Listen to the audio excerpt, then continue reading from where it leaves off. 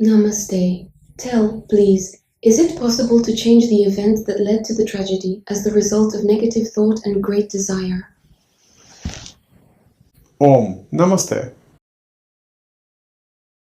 The philosophy of Advaita Vedanta says that the world is an illusion, an indivisible consciousness, and also the Shaivism philosophy says that the world consists of energy and consciousness, the supreme observer.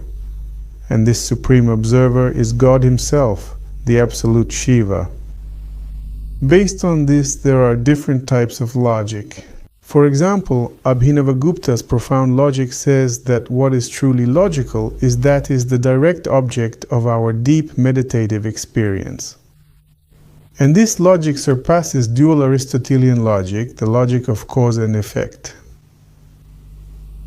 Accordingly, the view described in the Yoga Vasíshtha, when Rishi Vasíshtha teaches Rama, says, "Wherever and whatever consciousness conceives, there it manifests, because the world is a magical illusion." The world is inseparable from consciousness. And if based on this philosophy you try to change an old experience, suffering, or tragedy that you went through in the past, you should know that this is only possible for truly great individuals, yogis, siddhas, who have genuinely realized that the world is a manifestation of consciousness. But you also can try to do so.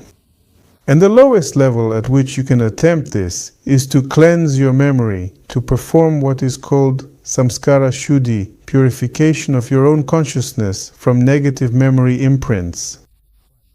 There are methods where we go back into the past, as if in a time machine we delve deeply into the patterns of our memories and we replay the events we have previously experienced. We recall everything, but now we recall differently, in a way that we do not identify with them. And we imagine that what we remember is an illusion, that all of it is really nothing more than a mirage, a trick of consciousness, and in fact it is unreal.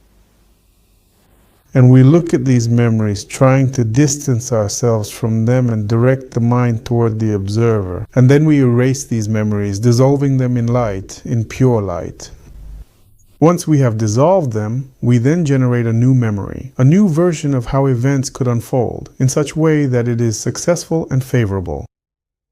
For example, if you had a traumatic experience of negative relationships with others, you erase it, meditate on the idea that it was just a dream, an illusion, and then imagine that instead of having a conflict, you gave the other person flowers and thanked them or spoke about your friendship, loyalty, or love for them. All of this is presented in a simplified form. I have described a practice called samskara shuddhi, and you can erase negative impressions by practicing samskara shuddhi.